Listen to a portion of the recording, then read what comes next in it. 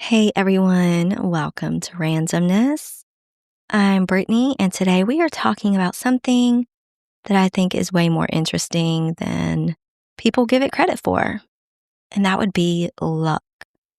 Now, I know what you're thinking. Luck, that's just random chance. What's there to talk about? But here's the thing. I don't think luck is nearly as random as we pretend it is. I was having coffee with a friend last week, and she was telling me about this incredible opportunity that just fell into her lap. A job offer from someone she met at a party she almost didn't go to. And she kept saying, I am so lucky. I can't believe how lucky I am. And I'm sitting here thinking, is it luck though? Because this is someone who says yes to invitations, even when she's tired, who asks genuine questions and remembers details about people, who follows up, who puts herself out there constantly, even when she's uncomfortable. Is that luck or is that something else? And then I have another friend who's always complaining about how unlucky he is, how opportunities never come his way, how other people just have it easier. But this is also someone who turns down invitations, who doesn't network, who's cynical about new experiences, who's waiting for success to come knock on his door. So that got me thinking, what if luck isn't something that happens to you? What if it's something you create? What if lucky people aren't actually luckier? They're just better at recognizing and creating opportunities. And what if unlucky people are unconsciously closing doors without even realizing it? Yeah. So today we're diving into the psychology of luck. And I'm warning you right now, if you identify as an unlucky person, this episode might make you uncomfortable because we're going to challenge the idea that you're a victim of circumstance. But stick with me because I think understanding how lucky or how luck actually works might be the most empowering thing you can do for yourself. Let's start with some actual science because there's been legitimate research on this. There's a psychologist named Richard Wiseman who spent years studying luck. He interviewed hundreds of people who identified as either very lucky or very unlucky. And he tried to figure out what the difference was. And what he found was pretty fascinating. Lucky and unlucky people weren't experiencing different levels of random chance. They were experiencing the same world, the same opportunities, the same random events, but they were perceiving them completely differently. He did this experiment where he gave people a newspaper and asked them to count how many photographs were in it. The unlucky people took a couple of minutes and carefully counted every single photo. But here's the thing. On the second page, in huge letters, there was a message that said, "Stop counting. There are 43 photographs in this newspaper." The unlucky people missed it. They were so focused on the task, so rigid in their approach, that they literally didn't see the shortcut right in front of them. The lucky people, they saw it immediately. And that, in a nutshell, is the difference. Lucky people are more relaxed, more open, more aware of what's happening around them. Unlucky people, they're more anxious, more tunnel visioned, more focused on what they expect to happen. But here's what really blew my mind. Wiseman concluded that luck is a learned skill. It's not something you're born with. It's something you can develop. So that's what we're going to break down today. How do you become luckier, and what are the psychological patterns that keep people stuck in cycles of perceived bad luck? So we're going to go over the 4 principles of lucky people. And based on Wiseman's research and other psychological studies, there are 4 main characteristics that lucky people share. And I want to walk through each one because I think once you see the pattern, you can start implementing it in your own life. So, principle number 1, lucky people create and notice chance opportunities. This is the big one, Lucky people are really good at creating circumstances where opportunities can happen and then noticing when they do. Let me give you an example. Let's say you want to change careers. An unlucky person might send out 100 resumes online and then complain that they're not getting responses. They're doing the work, right? But they're doing it in the most passive way possible. And a lucky person, they're going to networking events. They're reaching out to people for informational interviews. They're posting on social media about their interest. They're telling everyone they know that they're looking for something new. And then, seemingly by luck, someone mentions an opening, or they meet someone at a party who knows someone, or a random LinkedIn connection leads to an opportunity. Is that luck, or is that just probability? If you meet 5 new people, you have 5 new potential connections. If you meet 50 new people, you have 50 potential connections. The math isn't magic, it's just volume. But here's the key. Lucky people also notice opportunities when they appear. They're paying attention. They're open to possibilities they didn't expect. Unlucky people miss opportunities because they're either not creating the conditions for them or they're too rigid about what an opportunity is supposed to look like. I can't tell you how many times I've heard someone say, I never get lucky breaks, while also turning down invitations, avoiding small talk, and just staying in their little comfort zone. You can't catch a break if you're not in the arena where breaks happen, right? Right. All right, principle number 2, lucky people listen to their intuition. So lucky people trust their gut, not in like a reckless, impulsive way, but in if something feels right or wrong about this way. Wise men found that lucky people make decisions based on intuition more often than unlucky people, and when their gut tells them something is off, they listen. Now, skeptics would say that that's just confirmation, bias. They remember the times their gut was right and forget the times it was wrong. But I think it's more than that. I think intuition is actually your subconscious picking up on patterns and information that your conscious mind hasn't fully processed yet. Lucky people have learned to trust that process. Unlucky people either ignore their intuition entirely and rationalize their way into bad situations, or they're just so anxious that they can't tell the difference between intuition and fear. Here's how you can tell the difference. Intuition is usually quiet and calm. It's a knowing. Fear is loud and chaotic. It's a panic. If you're about to take a job and something feels off, not scared off, but wrong off, that's intuition.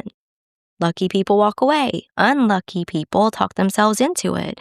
And then 6 months later, they're miserable, wondering why they're so unlucky. All right, principle number 3, lucky people expect good fortune. So, lucky people genuinely expect things to work out, not in like a delusional, I don't need to try way, but in a, I'm going to be okay, things tend to work out for me way.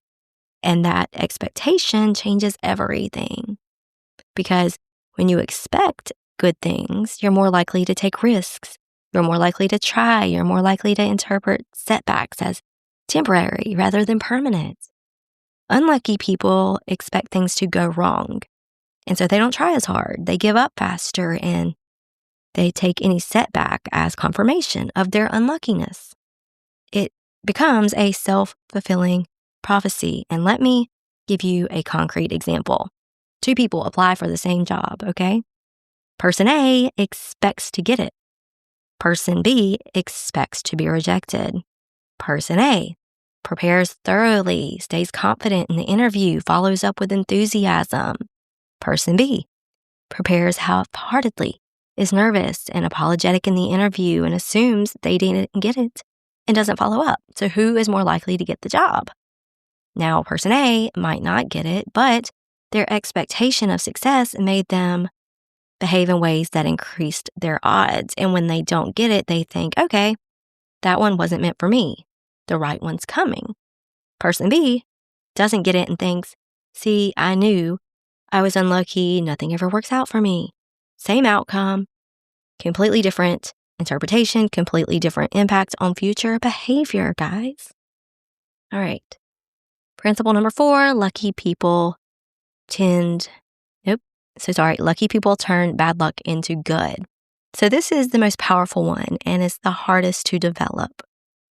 Lucky people have this incredible ability to reframe negative events as opportunities for growth or as blessings in disguise. And I'm not talking about toxic positivity where you pretend everything is fine. I'm talking about genuine resilience and perspective shifting. So an unlucky person breaks their leg and thinks of course that happened to me. I have the worst luck. Same event, completely different frame. Now I know what you're thinking, but what about genuinely terrible things? What about trauma and loss and real suffering?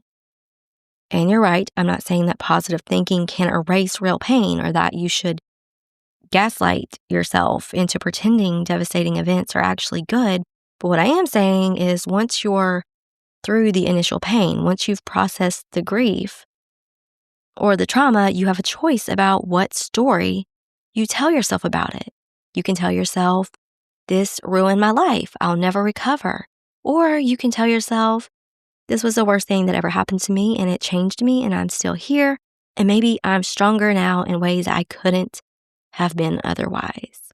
And both can be true, but only one of those stories will help you move forward. All right, now let's flip it. Let's talk about the psychological patterns that keep people stuck in an unlucky mindset. Pattern 1, victim mentality. This is the big one. If you believe that life is happening to you rather than with you or through you, you're going to feel unlucky.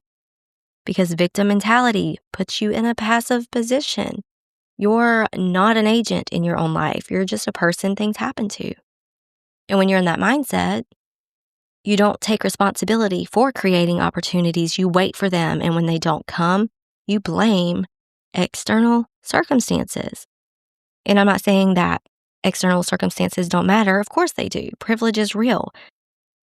Some people genuinely have harder paths than others. But even within those constraints, you have agency, you have choices. And the minute you give up that agency and decide, I'm just unlucky, you've trapped yourself. Pattern 2, confirmation bias. If you believe you're unlucky, you will find evidence everywhere. You'll remember every time something went wrong and forget every time something went right. I mean, this is just how the brain works. We see what we're looking for. So if you're looking for evidence that you're unlucky, congratulations, you will find it. Pattern 3, closed body language and energy. This one's subtle but powerful. Unlucky people tend to be more closed off, like literally crossed arms, looking at their phone, avoiding eye contact, leaving events early. And that closed off energy sends a signal. Don't approach me, don't engage with me. So people don't, and then they wonder why opportunities never come their way. Lucky people have open body language. They smile. They make eye contact. They linger at an event a little longer. They signal availability and openness. And people respond to that, Pattern 4, rigid expectations. Unlucky people, they often have very specific ideas about how things are supposed to happen. And when life doesn't follow that script, they feel unlucky. But lucky people, they're flexible. They're open to opportunities that don't look like what they expected. Unlucky people say no to anything that doesn't fit their narrow definition of what they're looking for. And in doing so, they miss 1,000 possibilities. Okay, now I want you to take this in a slightly more spiritual direction because I think there's a connection between what we call luck and what spiritual people might call alignment or flow. when you are in alignment, when you're living according to your values, when you're pursuing things that genuinely matter to you, when you're being authentic, things tend to just work out. And not because the universe is rewarding you necessarily, but because you're operating from a place of clarity and purpose. You're making decisions that are actually right for you, not decisions based on fear or what you think you're supposed to do. And when you're making decisions from that aligned place, even the failures tend to redirect you somewhere better. I think a lot of what we call bad luck is actually misalignment. You're forcing something that isn't meant for you. You're staying in a job or relationship or city that's wrong. And so everything feels hard and nothing works out. And then when you finally make the change, when you quit the job, in the relationship, move to the new city, suddenly you feel lucky again. Opportunities appear. Things click into place. Was that luck, or was that just you finally getting out of your own way? I think lucky people are often just people who are better at recognizing when they're out of alignment and course correcting quickly. They don't stay in situations that aren't working out of fear or obligation. They trust themselves enough to pivot. And that looks like luck from the outside, but it's really just self-awareness and courage. All right, so how do you actually become luckier? Here are some practices you can do if you'd like to. You can do the luck journal. For 1 week, write down every lucky thing that happens to you, no matter how small. And I guarantee if you actually pay attention, you'll realize you're way luckier than you think. You've just been filtering out the positive and focusing on the negative. And say yes more for 1 month. Say yes to every reasonable social invitation, even if you don't feel like it. And practice optimistic interpretation. When something ambiguous or mildly negative happens, practice reframing it. Didn't get that job? That job wasn't right for me. Something better's coming. Got stuck in traffic. This gave me time to listen to the podcast I've been meaning to catch up on. It's not about denying reality. It's about practicing flexibility in how you interpret events. And trust your gut and then act. When something feels wrong, walk away, even if it looks good on paper. Keep track of what happens. Lucky people trust their gut because they've learned through experience that it's usually right. Gratitude as a luck amplifier. Every night, write down 3 things you're grateful for, okay? Because gratitude shifts your focus from what's missing to what's present. And that shift in focus makes you feel luckier, which makes you act in ways that create more luck. So here's what I want you to take away from this. You are not a victim of random chance. You have way more control over your luck than you think. Not complete control. Obviously, random shit happens, good and bad. But you have control over how you position yourself, how you perceive events, and how you respond to them. And those 3 things, positioning, perception, response, are basically the recipe for luck. Lucky people are not special. They're not blessed by the universe. They're just people who've figured out how to create conditions for good things to happen. Notice when they do and make the most of them when they arrive. You can learn this, but you can practice this. You can become a luckier person, but it requires letting go of the story that you're just unlucky, that life is against you, that nothing ever works out. Because as long as you believe that story, you'll keep proving it's true. So maybe the real question isn't, why am I so unlucky? Maybe the question is, what would I do differently if I believed I was lucky? Just try that for a month, see what happens, okay? Thanks for listening, guys. If this shifted your perspective at all, let me know. And remember, luck isn't something you find, it's something you create. All right, guys, thanks for listening. Please hit that follow button and share Randomness with a friend. And I'll talk to you guys next time. Free audio post-production by alphonic.com.